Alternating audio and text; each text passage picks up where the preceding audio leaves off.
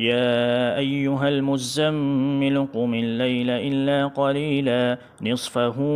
أو انقص منه قليلا أو زد عليه ورتل القرآن ترتيلا إنا سنلقي عليك قولا ثقيلا إن ناشئة الليل هي أشد وطئا وأقوم قيلا إن لك في النهار سبحا طويلا واذكر اسم ربك وتبتل إليه تبتيلا رب المشرق والمغرب لا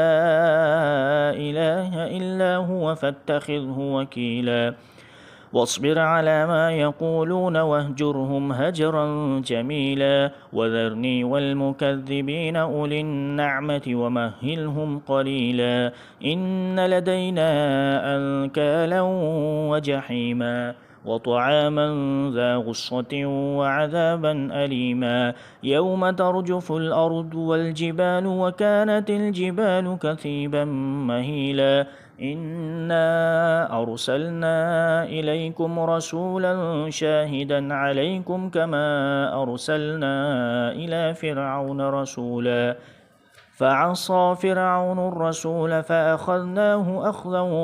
وبيلا فكيف تتقون إن كفرتم يوما يجعل الولدان شيبا السماء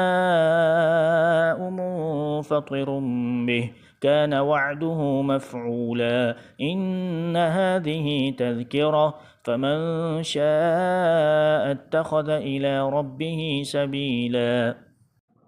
إن ربك يعلم أنك تقوم أدنى من ثلثي الليل ونصفه وثلثه وطائفة من الذين معك والله يقدر الليل والنهار علم أن لن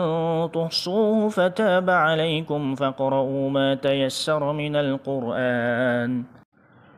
علم أن سيكون منكم مرضى وآخرون يضربون في الأرض يبتغون من فضل الله وآخرون يقاتلون في سبيل الله فاقرؤوا ما تيسر منه وأقيموا الصلاة وآتوا الزكاة وأقرضوا الله قرضا حسنا وما تقدموا لأنفسكم من خير تجدوه عند الله هو خيرا وأعظم أجرا واستغفروا الله إن الله غفور رحيم